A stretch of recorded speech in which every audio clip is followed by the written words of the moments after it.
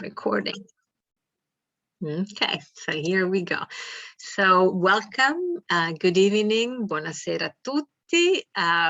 This is our second event of the semester, and I am very pleased to introduce you to Erika Moretti, who is an assistant professor of Italian at the Fashion Institute of Technology, SUNY. Her research focuses on pacifism, refugees and displacement, humanitarianism in modern Italy.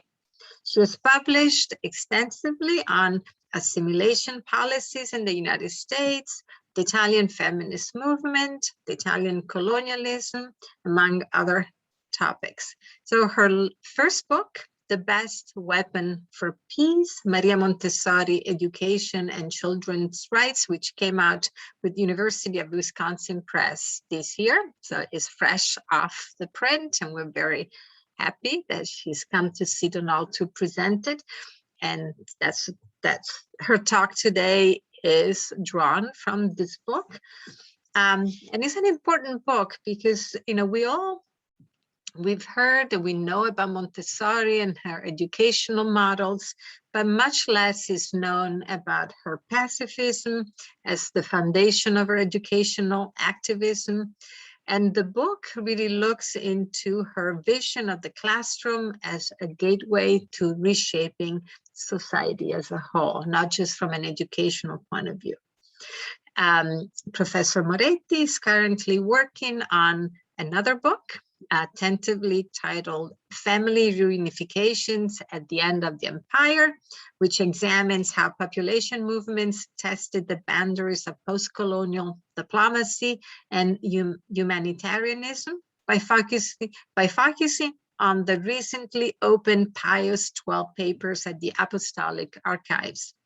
So taking the case of the children of Italian nationals in Libya as a point of departure, she examines post-war transformations of kinship, women, children's rights within the analytical framework of Catholic humanitarianism. She received several awards, residence fellowships, and she has written for major newspapers and magazines, newspapers like Washington Post here and Il Manifesto in Italy. Tonight, the title of the lecture is Maria Montessori, an Educator or a Humanitarian. There will be the talk and then a Q&A at the end. But for now, please join me in welcoming Erika Moretti, and I'm gonna pass you the screen. Well, thank you so much, everybody, for being here today. And thank you to the Charles and Joan Alberto Institute at Seton Hall University. It's a true pleasure to be able to share my work and to speak about a research project that it's been, I'd say, almost 10 years in the making. I want to start today with the story of a Montessori child. And I'll be moving this around, which I think you also see yourself, right? Okay. I want to start with the story of little Bruno. Little Bruno had nobody. His parents had died in the earthquake that almost leveled the city of Messina in Sicily in 1908. Like many others orphaned in the deadly natural catastrophe, little Bruno spent the first 4 years of his life as weed grows, neglected and shuffled from one foster family to the next. Compared to the other cheerful children of the Casa dei Bambini, would be the children's house, in Via Giusti, the boy, little Bruno, seemed dull, both to outside observers and to his teachers, among which there was the Italian educator, Maria Montessori. According to Montessori, the evil things done to him during his babyhood in the tenement, along with the horrors he witnessed during the earthquake, such as the death cry of his girl mother, had frightened little Bruno into silence, end of quote. Powerless, constantly vigilant for any possible blow, his vocabulary was laced with the same vile language he had heard before arriving at the Montessori school. As a result of severe psychological shock, the little boy was experiencing persistent mental and emotional stress, or what we will now term, of course, post-traumatic stress disorder. Montessori was determined to address little Bruno's needs.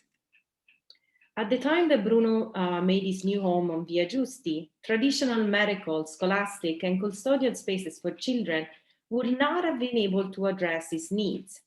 The frequency, intensity, and characteristic of the new mental disorder inflicted on children by ongoing tension, by exposure to death, physical toil, and disrupted emotional life were causing specialists to rethink old diagnostic and therapeutic paradigms.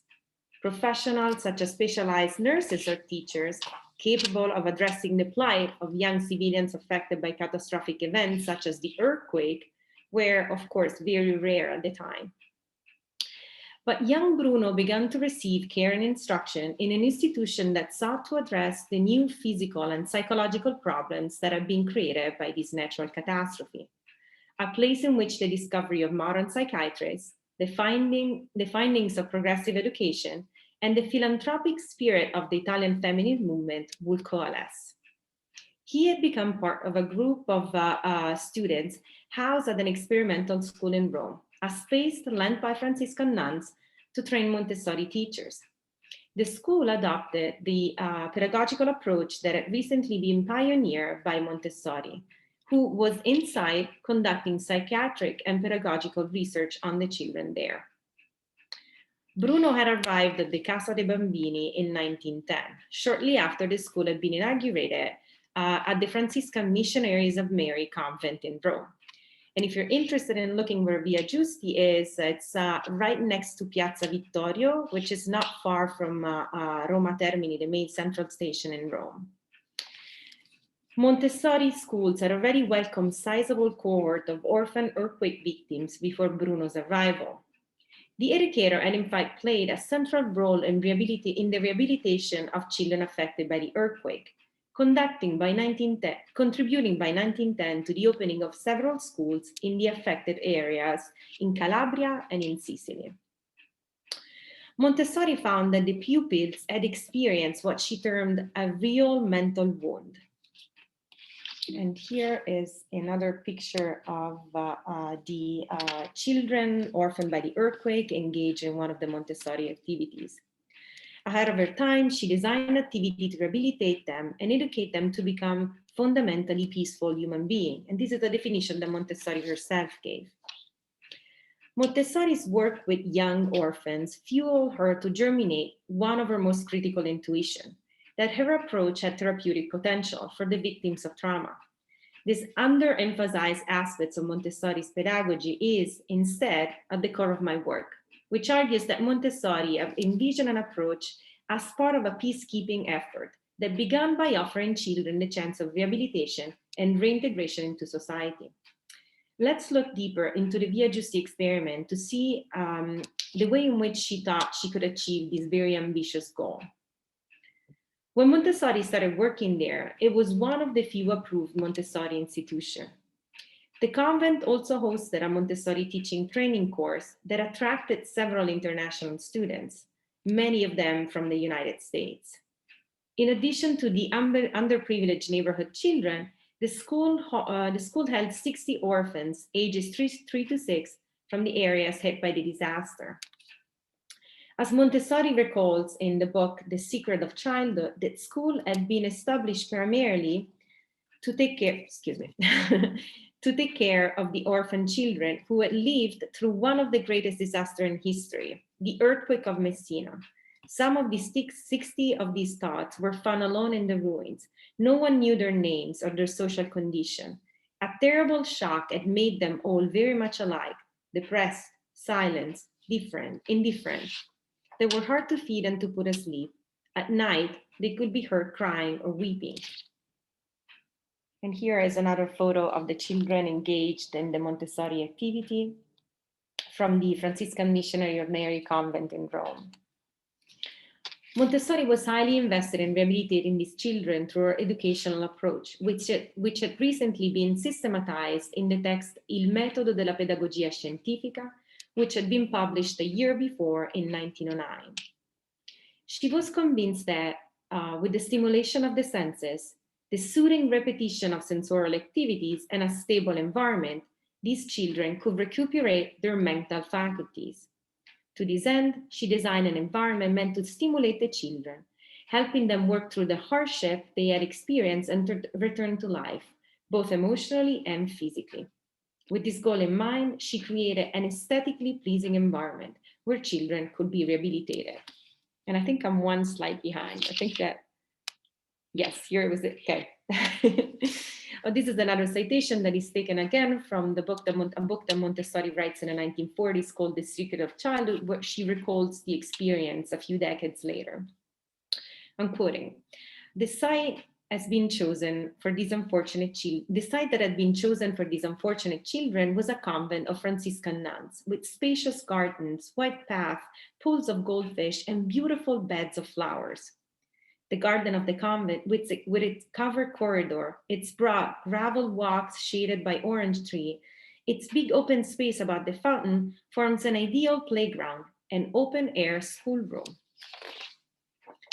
The approach aimed at supporting the child's healing by fostering self-realization and independence, and those are still two of the main principles at the foundation of the Montessori method. Children will overcome their, quote, victimized state so that trauma will not be permanently embedded in their personality, end of quote. In a design environment, furnished with Montessori material and with child-sized desks and chair, mostly donated by the Italian Queen Margherita, the children will undergo a physical and psychological rehabilitation in the hope that they will grow to become peaceful members of society. And again, we need to remember that this is a sort of a public endeavor to help the children who had experienced an earthquake. And look at the beautiful furniture that Montessori had already started to design, opening up a couple of workshops in the city of Rome, specifically to create Montessori material. They were like child size, and they would have been stimulating for the children to play and to work with. So I've mentioned a couple of times that Montessori worked to build a peaceful, to construct children who would become peaceful members of society. And this is, and those are definitions that Montessori herself uses when writing about these experiments. And those are the, sort of the first puzzling definition that I found when I was thinking about Montessori and pacifism. So the main question is, what is peace for Montessori? This lofty idea of shaping a peaceful human being through education is present in all of Montessori's work, from her 1896 speeches and op-eds fresh out of medical school in favor of women's emancipation, to her writing on cosmic education in the late 1940s. So mainly from the end of her academic, from her graduation as a medical student in Rome to the end of her life in 1952. Disregarded by most scholars, this concept is my book's main preoccupation, as I unpack its connection to Montessori's various pedagogical endeavors and to the historical currents that shaped their understanding of the child, at a time in which children occupied a central place in redefining society. The challenge of articulating Montessori's philosophy of peace goes beyond rhetorical excavation. Not only is her vision expressed in a language that belies her profound love for hyperboles and metaphors that most of her critics lament, but Montessori's notion of a child at peace or a peaceful child, and she uses this expression interchangeably, itself shifted throughout time. However, my book identifies a cohesive progression, the nexus of which is the educator's understanding of the role of education as a pedagogia riparatrice, which roughly translates in English to restorative, redemptive, rehabilitant pedagogy. In service of her belief in the power of education, correctly applied to the child's growth to protect social change, the educator delineated a healthy pathway of development for each child. Her techniques and approach became a practical means of facilitating children's healing by creating the space for them to return to a natural developmental process. Despite the overwhelmingly inadequate environments adults provided them, to say nothing of the outright obstacle the modern world was intent on forcing upon them. Surprisingly, this conception not only originated in the transnational network of educators discussing how to reform educational system according to the principle of progressive education, and Montessori was very much involved in that conversation. but also from her training as a psychiatrist at La Sapienza University in Rome, which she completed in 1896. There, she studied with mentors such as physiologist Jacob Malescott and psychiatrist Sante De Santis, who predicated a preventative approach to the physical and psychological condition of the lower classes, which expanded the scope of medicine to be understood now as medicina sociale, social medicine, beyond hospital and recoveries to encompass physical, moral, and social, and physical and moral and social regeneration of the young nation.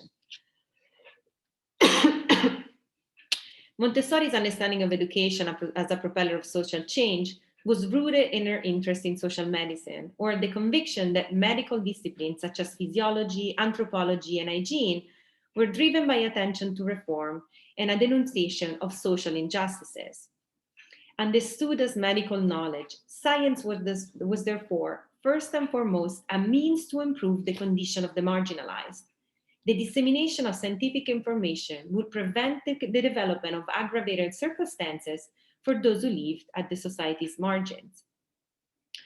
From her work with the so-called feeble-minded, with the Lega Nazionale per la Cura e l'Educazione dei Deficienti, a collaboration that lasted from 1897 to 1902, Montessori engaged in an all-encompassing analysis of the circumstances that could hinder a child's growth, arguing that no child should be neglected and no institution should go unreformed.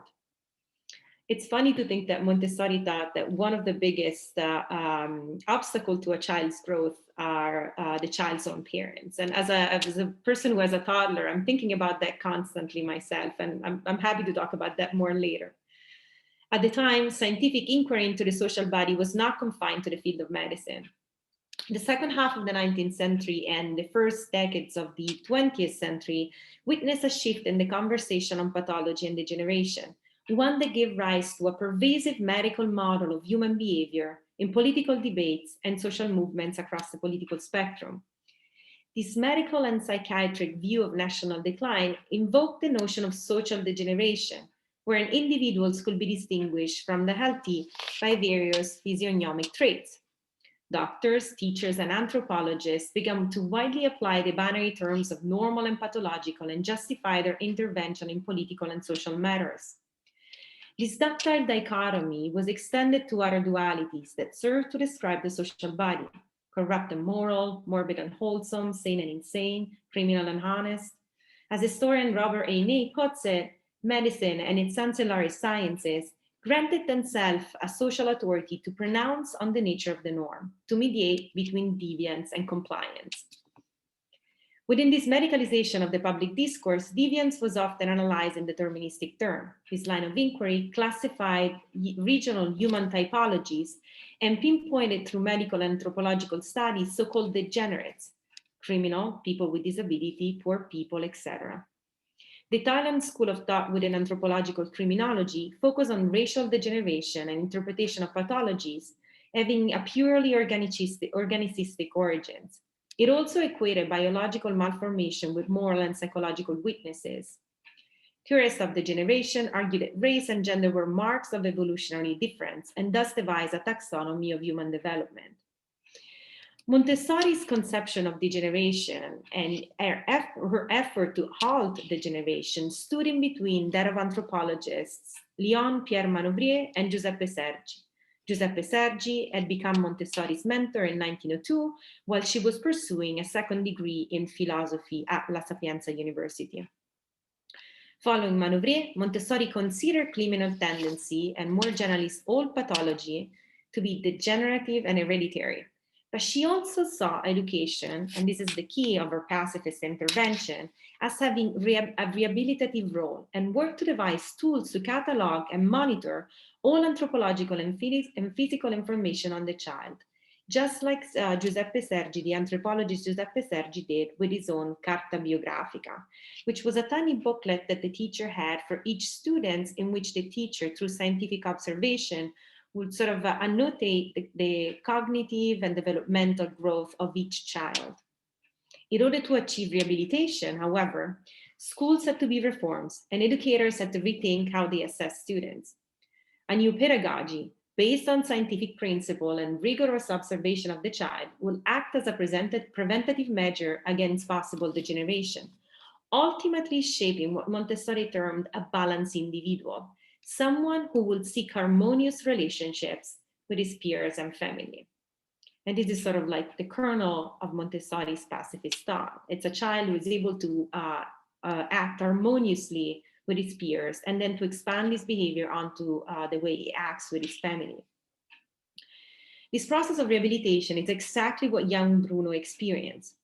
After being supported by the protective yet encouraging teachers, he eventually flourished into a champion of the weak, a child who sustained and supported the shyest and most sensitive classmates.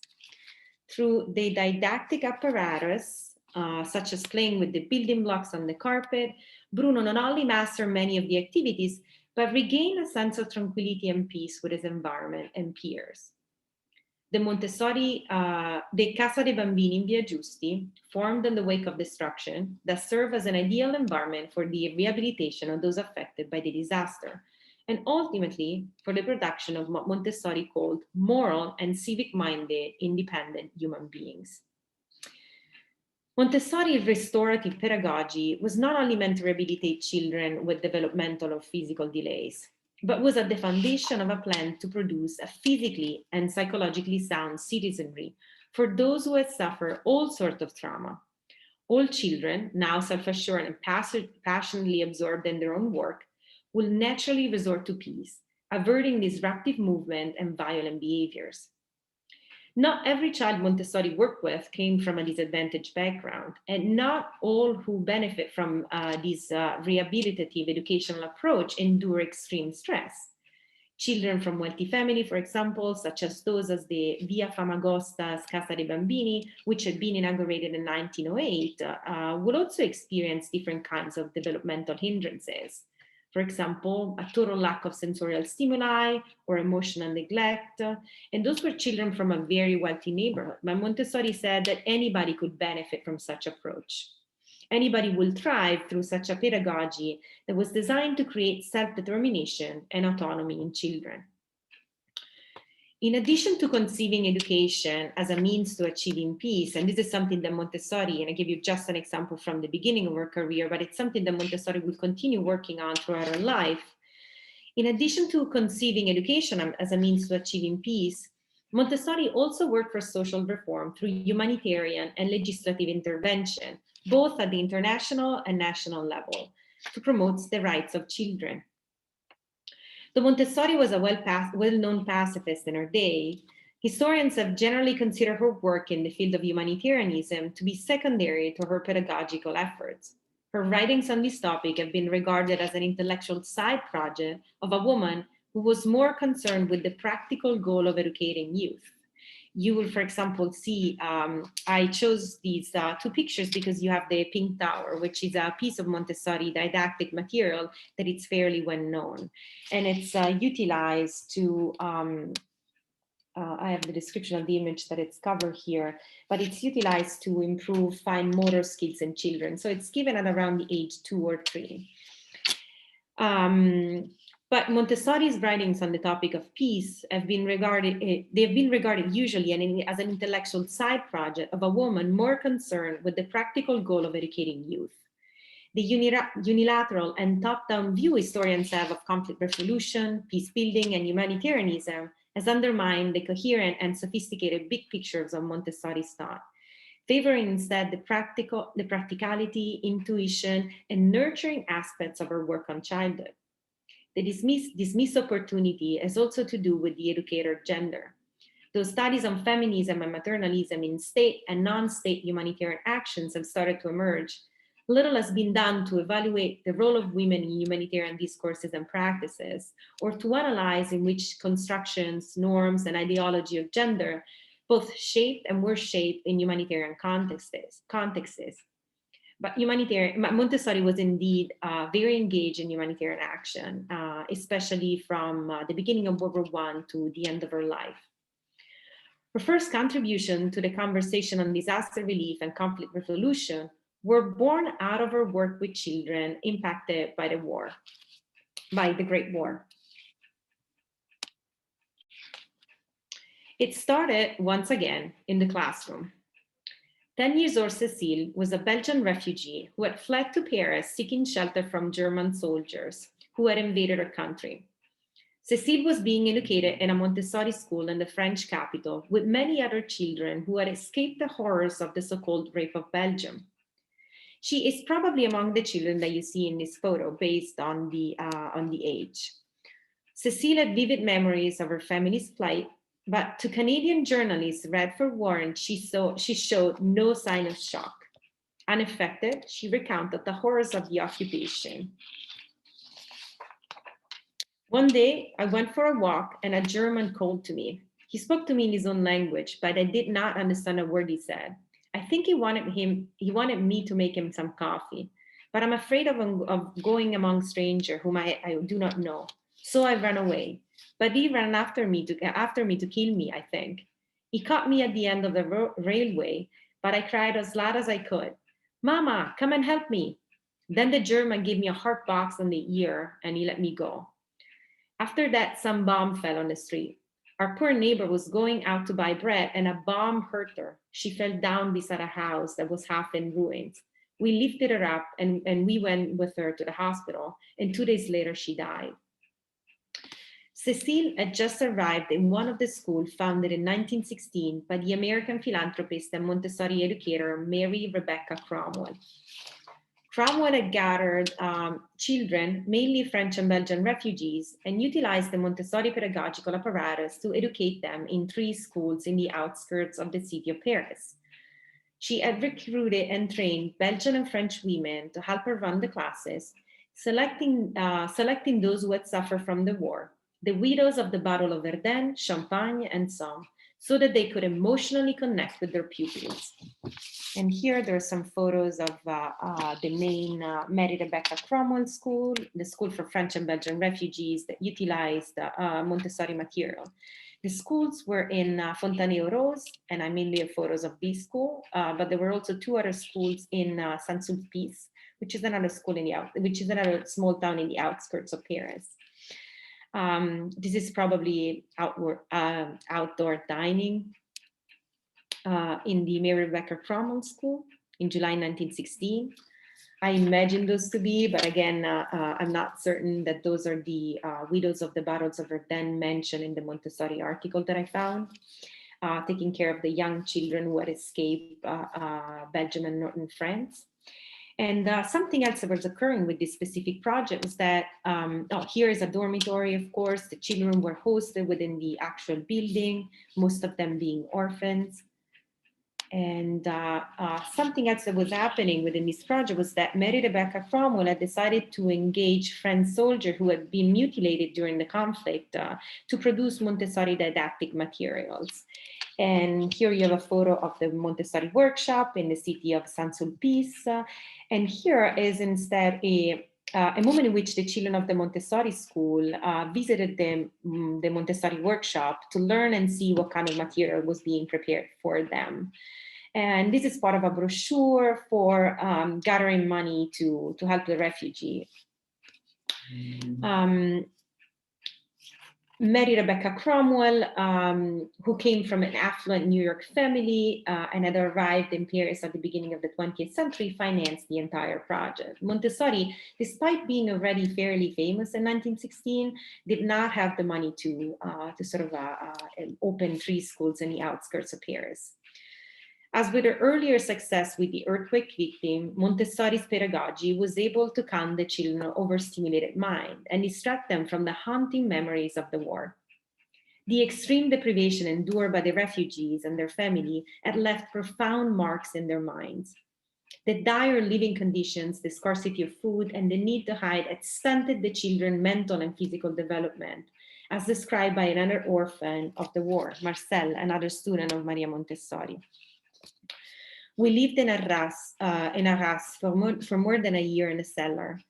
All our window glass was broken. We would go down and undress in the cellar and go to bed there. It was cold in the cellar. And one day the house fell down, so we went to Rennes and lived there in another cellar. I went to school in a cellar too. Deprived of basic stimuli to nurture his young mind, Marcel had grown apathetic and distant. The Montessori classroom, once again, offered stimulation and provided a safe haven in which the children could be rehabilitated. At Cromwell's invitation, Montessori visited the schools to assess the results of her approach on the refugee, and this is the summer of 1916. Referring to her experience in Italy, quote, where there have been so many sufferers from the great earthquakes, end of quote, Montessori pointed out that relief efforts were necessary, not so much for the children's physical wounds caused by horrors and deprivation, but for the mental ones. The catastrophes the children experience, quote, had highly affected the pupils' nervous systems, resulting in a loss of energy, receptiveness, and intelligence so strong that would be impacted to succeeding generations, end of quote. According to Montessori, doctors needed to rethink their role vis-a-vis the conflict and to take on the new challenges posed by the total war, which affected an unprecedented number of civilians. Montessori argued that, and here is a quotation, medicine has not taken up the aptitude proper to its great and dignified role of protector of life. It has merely come forward, like the Red Cross service during the war, to heal the wounded and alleviate the condition of suffering. It has not considered that the authority it enjoys as a guardian of health would enable it to utter the supreme cry of peace, and putting an end to a war so dangerous, unjust, and inhumane. Inspired by Cromwell's work on Belgian and French refugees and by her own observations there, Montessori called for the organization of a supranational humanitarian organization she intended to call the White Cross. The White Cross would have the goal, according to Montessori, to assist children who were harmed by the conflict, whereas the Red Cross symbolized the blood of soldiers' wounds, and principally aimed at curing the physical wounds combatants experience on the battlefields. The White Cross aimed at healing the psychological wounds that both civilians and soldiers inevitably suffered during wartime. The White Cross, unfortunately, never became a reality. Montessori's project was ambitious. She wanted to systematize her pedagogical approach in every war zone in Europe. But Montessori opened up a discussion on civilians' rights for protection, and she called for the constitution of an organization aimed at protecting children's psychological health in time of war, which was something that was very rare, almost unprecedented. Montessori was not alone in thinking of ways to support civilians affected by the Great War.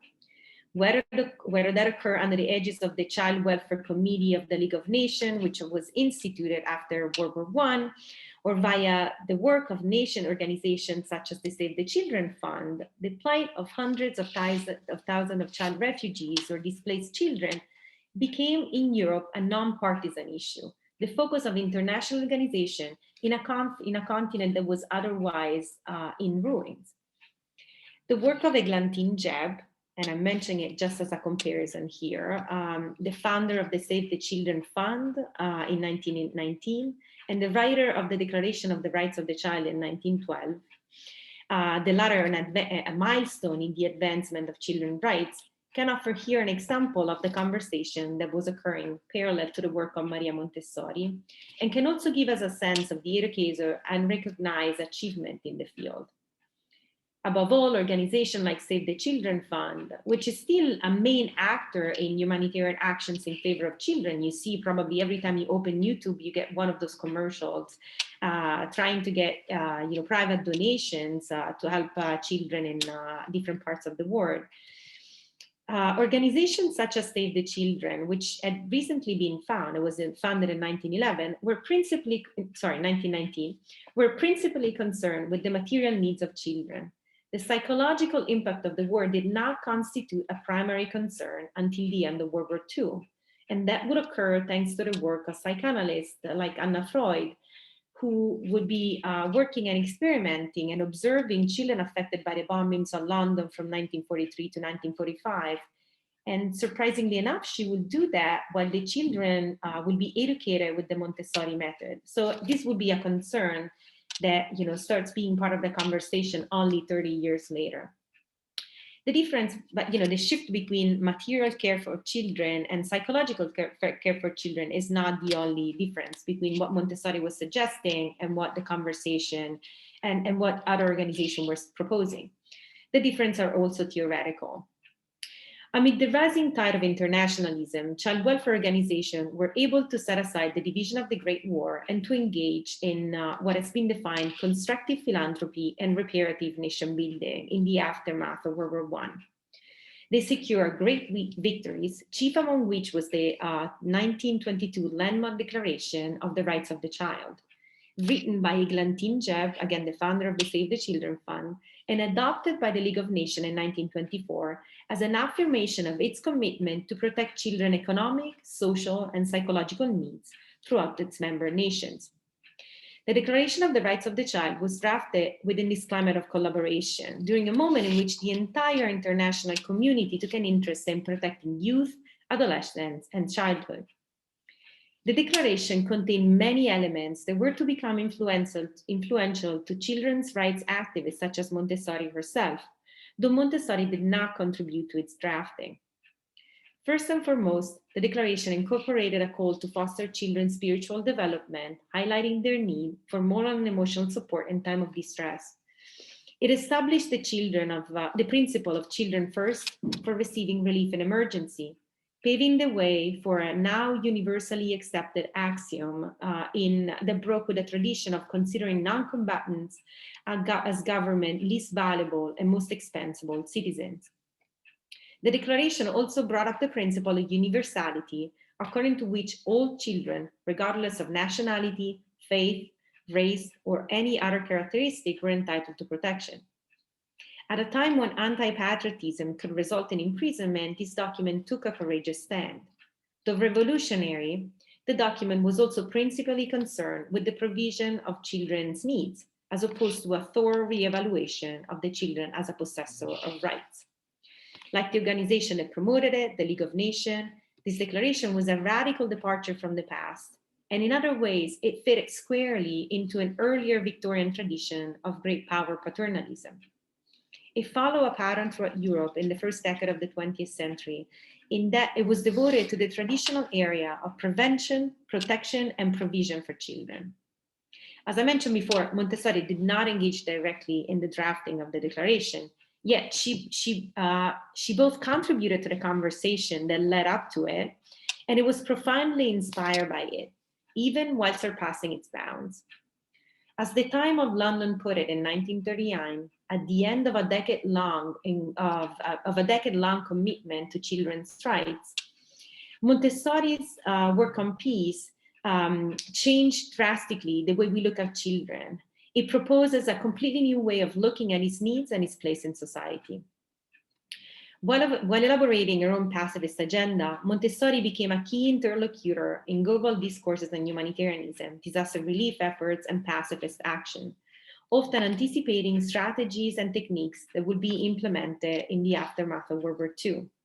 Her writing on this topic dealt with pedagogical activity to help children cope with severe trauma and called for the organization of governmental agencies to represent directly the rights of children. She called for the creation of the so-called Ministry of the Child and the Social Party of the Child, new political organs that will guarantee children direct participation into the social body.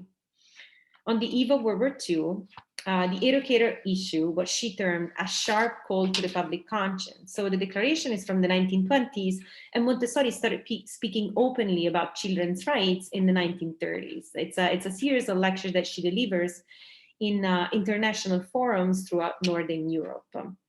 She then also started to advocate during these lectures and conferences for the creation of the Social Party of the Child and Youth, a political party she ultimately ended up funding in Copenhagen at the end of the 1930s.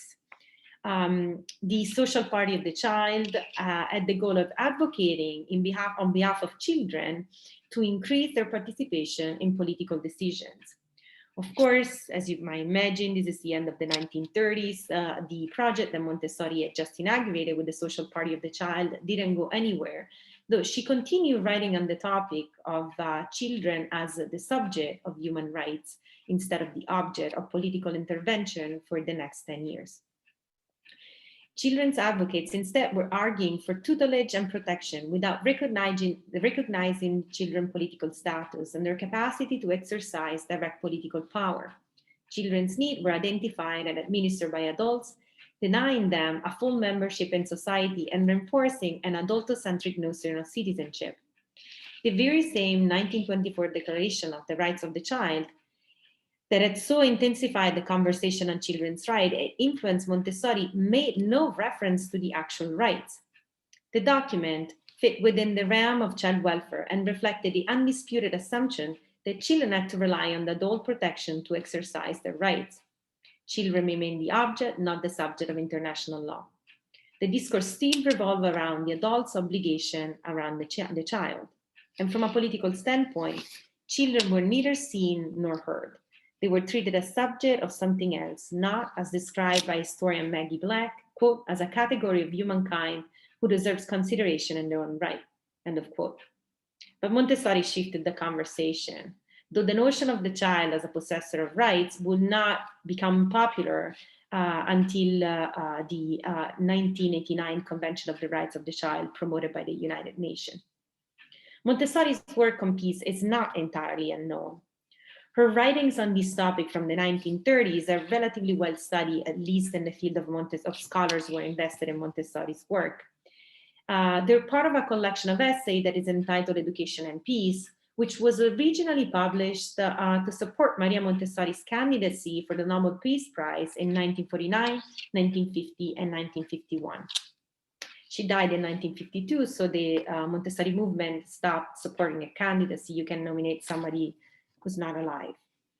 But fomenting empathy among students and helping them grow into balanced and respectful adults was not a fleeting interest. It's not a parenthesis in her life. The dates that you can see here are from a timeline of the Montessori organization that it's called Éducateurs Sans Frontières. It's a very big organization that falls under the umbrella of the American Montessori International organization, which is based in the Netherlands. And those are the only dates that the organization recognizes as being part of Montessori's engagement with peace. And again, they put the Geneva Declaration of the Rights of the Child, Geneva, I put it in Italian, but as a sort of a milestone that shows Montessori's engagement. As you can see, it's sort of a parenthesis in Montessori's life. The blue dates instead are a few dates that are part of my reconstruction of Montessori's work on peace and humanitarian action. Short articles, essays, petitions, and direct action in favor of peace undergird Maria Montessori's life. My work has brought to light their role within Montessori's philosophy of education. And here I only put a few to give you an idea of the kind of historical reconstruction that I've been doing. And Montessori, in addition to being a person who's larger than life, she lived in 3 continents, spent an extensive period of time in India, which led me to do research in Chennai for a couple of summers. But that makes it so hard to track the work that she has done. Today, Montessori is synonymous with high-cost preschools, often catering to the most privileged in society, with tuition skyrocketing in the city of New York to $45,000 a year. Here is a map of a 20-mile radius around Seton Hall University with Montessori private school. And this is a map of the very same map, and it's taken from this beautiful website. It's called the Montessori Census. And it's in a part of an organization called Montessori in the Public Sector that aims at promoting the development of public Montessori schools in the United States. And here is the very same map with public Montessori schools in our area. As you can see, there are 3. And I'm not kidding when I say 45,000. I did apply myself for my own daughter and was not able to send her there. Instead of the reality before us, I propose to see Montessori's engagement in education as a tool to promote peace in the form of schools that produce empathetic, civic-minded individuals. This mission can be seen in the writings that I showed you today, the one that we spoke about today, but also, for example, in the writing of the 1904 Doria Law in favor of the reform of juvenile detention center, that it's something that is chillingly close to what we would want today when we think about juvenile detention center in this country, or her work with the disadvantaged youth in India in the 1940s. Taking this view will help us recenter our approach and allow us to use it as a springboard to advocate for seminal issues such as universal pre-K in order to make our society less unequal. In the face of innumerable challenges to building an equitable and accessible school system, let's work to realize the promise made in the various convention, declaration, and treaties of the 20th century, the so-called century of the child, the very same promises that Dr. Montessori worked so hard to fulfill. Thank you.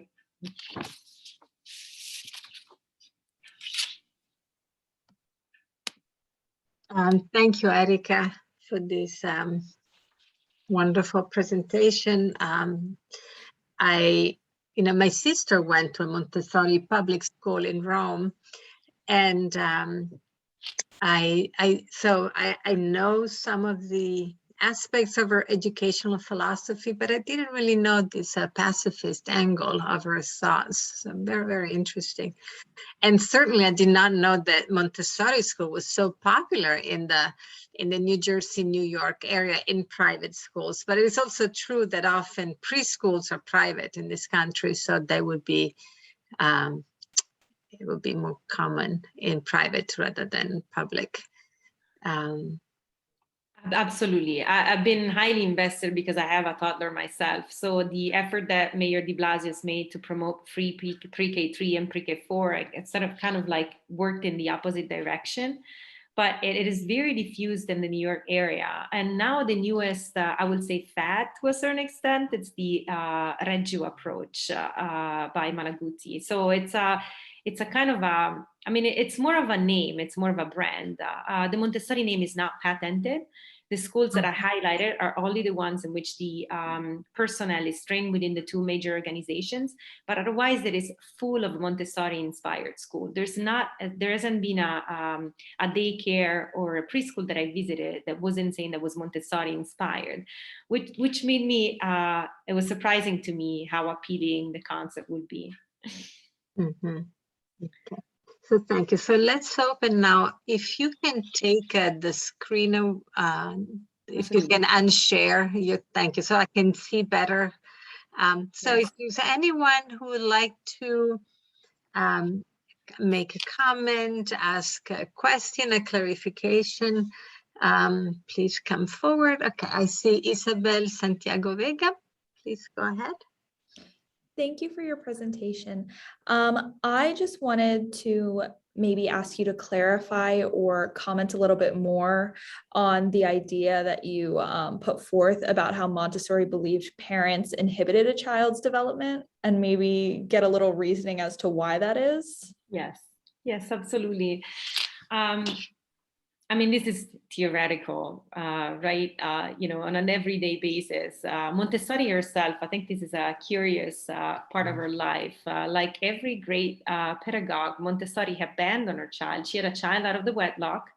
The name of the child was Mario, and she conceived the child with a colleague at the Lega Nazionale it was a league that was connected to the University La Sapienza, and it was connected to a psychiatric clinic where she was doing observation. It was a colleague there, they had a child, and Montessori gave it away to a wet nurse and was able to join the child only after her mother passed away in 1915. So Maria Montessori became a big part of Maria Montessori's life starting from 1915. She officially mentioned Mario as her son only later in life. She said that he was a nephew that she just happened to welcome in her life and never specified that it was her son. It became clear in her life. And it had to become clear because while they were both in India, Mario Montessori and Maria Montessori were Italians. And with the outbreak of World War II, Maria Montessori was put in a working camp as an enemy. As an enemy alien. And Montessori had to declare, this is my child, you have to free him. We're here to help spread progressive education in Southern India, you have to do something. And so this is the first time that Montessori acknowledges herself having a child. So it always makes me laugh that Montessori was consider parents as the sort of like the biggest obstacle. The idea in a Montessori classroom would be, and I have a company, I'm a historian, but I've done a lot of observations in the United States and in Italy in Montessori classes, because I wanted to know a little bit more about, what I was writing from a historical perspective. So the idea would be that the child is free to do whatever he or she wants within the classroom. But it's not a sort of a free-for-all concept. And this is I think, the reason why Maria Montessori is so appealing in the US, is the idea of the freedom of the child. But if you look closely, the child is not free at all. What happens is that the teacher is in charge of setting up the didactic material, and the didactic material is studied.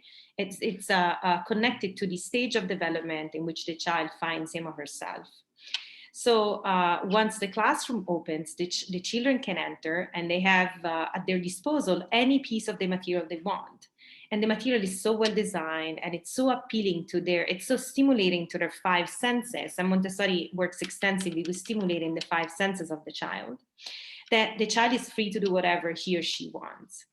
Montessori said that parents were the biggest obstacles because they were incapable, they would put themselves in between the teacher and the material, and they wouldn't allow for this free interaction. And this is something that, to be honest, I constantly do with my own daughter. Like, I see her playing with something and I want to kind of help her because she's not really playing the right way. And that's the kind of way in which a parent can sort of see the frustration of the child, attempt to intervene, and not understand that the frustration is a critical part of the learning process. Of course, you wouldn't talk about the parent inserting himself or herself between the Montessori material and the child.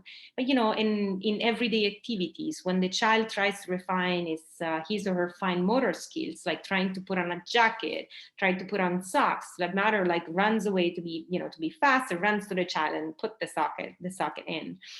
And, instead, you should leave the child fail as many times as the child wants, because there's a satisfaction that this child gets into into succeeding in accomplishing a certain action, that it's something that Montessori highlights as being extremely rewarding and sort of like a very important step for the child himself and in his growth. Thank you. Of course. Thank you so much. It's such a great question. Any other comments or questions? All right, while we wait for someone else to... yes, okay. Sorry, I don't know how to raise my hand on here. Okay. All right, go ahead, Amanda. So I know that the technique that he used was to teach the children the motor skills, however, and it really improved the children. However, do you know if that's being used today on the children that have the same trauma? Because I feel like listening through all that, it could really help the child that has really bad trauma, because there's some kids out there that have really bad trauma. Absolutely. Thank you, Amanda. It's a question that I get a lot. And sadly, both in Italy and in the United States, Montessori caters to fairly wealthy families. There are a few projects throughout the world, and those are the ones that I'm interested on, where the Montessori method is utilized in communities, in underserved communities.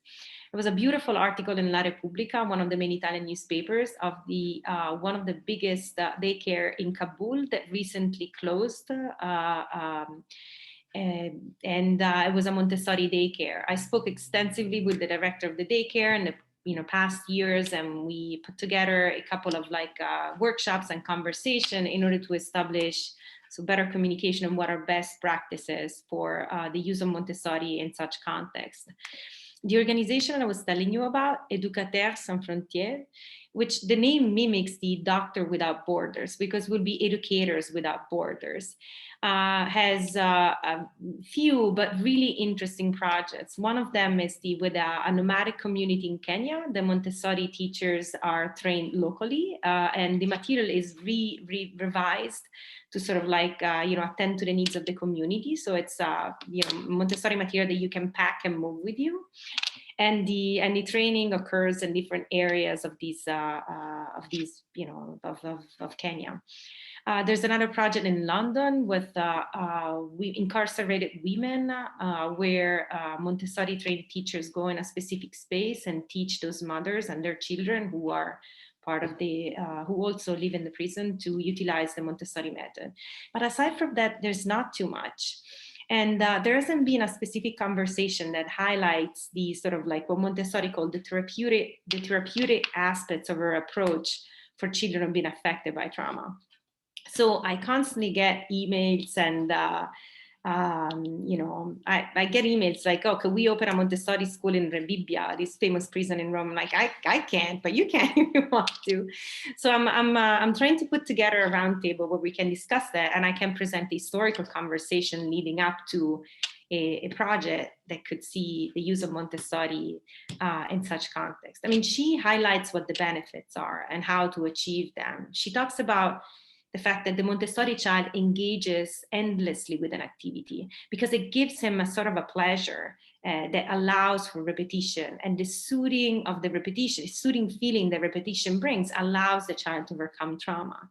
And again, the definition of post-traumatic stress disorder is something that comes in the 1970s, and Montessori, you know, without having an MRI to diagnose and scan the brains of these children, already talks about mental lesions that are the ones that have been highlighted for those who have survived traumas and recent wars, for example. So it's an extraordinary intuition, and I'm hoping that somebody puts it into practice now. Yeah, that's very interesting, because I always think, I mean, it's commonly thought that Montessori really it's kind of a free spirit school, allows the child to develop his or her individual personality. And if you think that, you know, especially in the 19th century, pedagogy was very much thought of children as small adults that had to be shaped into adults since early age. There was not too much space for thinking as a child rather than as an adult. So that was a truly revolutionary at that time. Oh, and then, you know, if you think about maybe the reason why there's also an emphasis in the US about Montessori inspired, right? There's so many Montessori schools that are not really licensed. The name isn't patented or anything. So anybody can say, I have a Montessori inspired school. And I think one of the main reasons has to do with the design of furniture. Montessori was one of the first to design child-sized furniture. And at the same time, you know, so that it's to recreate like a child-sized board, but at the same time, children were highly engaged in activities that are and were considered to be sort of adult activities. There are crazy pictures of these children like bringing soup to the table with these huge pots. And, you know, if you think about it right now, you'd be, I mean, I'm horrified when I see it. And yet one of the principles of the Montessori school is still to engage the child in what's called the practical life activities, which means that the child takes part in the, you know, the sweeping of the floor, in the cleaning of the table, setting it up, using knives and forks at the table. And this is something that it's also very much used in schools more throughout Italy with knives and forks. But I've seen it in the United States as well. Mm-hmm. Mm-hmm. Any more comments? Yes, may I ask you a question, please? Please, go ahead. Yes, hi, my name is Jean Milford. Thank you very much for this presentation, awesome presentation. Now, you touched a little bit on this question and the way that you answered the last question, but can you speak a little bit more about how the Montessori system helps to undergird children who have gone through traumatic situation? And my question comes from the background that I'm doing work on people of enslaved descendants, slave descendants who went through traumatic impacts of slavery on them and the traumatic impact of religion on those people. So I'm interested on hearing your take, or the Montessori system take on tackling the intergenerational trauma that children might suffer.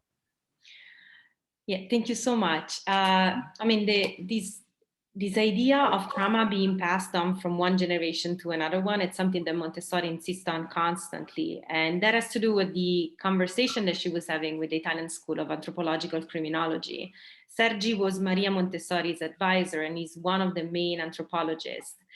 And I think that, I mean, the idea will be that as soon as a child is healed through education, it's like passing on from one generation to the other one is stopped. But Montessori becomes very concerned during World War I because she sees a tremendous amount of children being impacted by the stress of the war. So the idea will be that there are three aspects that have to do, that are sort of like key to the Montessori method generally, that she found to be particularly soothing and sort of the springboard from which one could stop the spreading of this degeneration. And the idea will be that Montessori is based on a simulation of the senses, of the 5 senses, which Montessori often isolates. So you see a lot of Montessori activities, you will have a blindfolded child that tries to play with inserts, right? So you have like a little, you know, like a square or a circle, and the blindfolded child with his hand or her hand tries to touch the insert and to put it in. So the isolation of the senses provide an extra stimuli for the sense that has been stimulated. And in this case is tactile, tact. I don't know, you say the tact, I think. Right? Tactile. Mm-hmm. Tactile, thank you. And that allows for sort of awakening the senses of the child. And one of the testimonies that I read of one of the Montessori children, he mentioned, little Marcel mentioned that he lived in a cellar, he didn't see the sunlight, no stimulation whatsoever. Montessori also, to this extent, like provides small suggestions, like colorful, you know, clothing. Like, why don't we, you know, have them dress with really colorful things that would awaken their senses from torpor, she says. And then she talks about the repetition of the activity, which is something that provides in every Montessori school you will go, a pleasure, a satisfaction in doing what the child is meant to do. Right? So the idea is that to every plane of development, to every state, Montessori calls a plane of development, you call it stage of development, the child is going to be looking to satisfy a specific need. In the case of, you know, the inserts, once again, it's a desire for precision, which is crucial in the period 2 to 4. And so, for example, in satisfying that need, the child will feel satisfaction and it will find a place within the immediate environment it's in. I mean, ultimately, and this has been a controversial suggestion from Montessori, the idea is that each one of us should find a place in society that satisfies us. And so, you know, it could be seen as a deterministic way of looking at a person's place in society, but Montessori didn't see it in that way. And Montessori found in work that men are satisfied with work. She didn't talk about play, she talked about work. And, you know, the child's work within the classroom, given such a satisfaction that a satisfied adult, the satisfied child, would act peacefully with its surrounding. The small example that I briefly give in the talk about these sort of like grace and harmony that the child has in the environment, it's what I see as the first step to the construction of a peaceful individual. Montessori talks about the gracefulness of movement within the Montessori classroom, and that has to do with the fact that Montessori children are very precise in what they do, specifically because they've been trained to, you know, with isolating their senses to work on specific activities.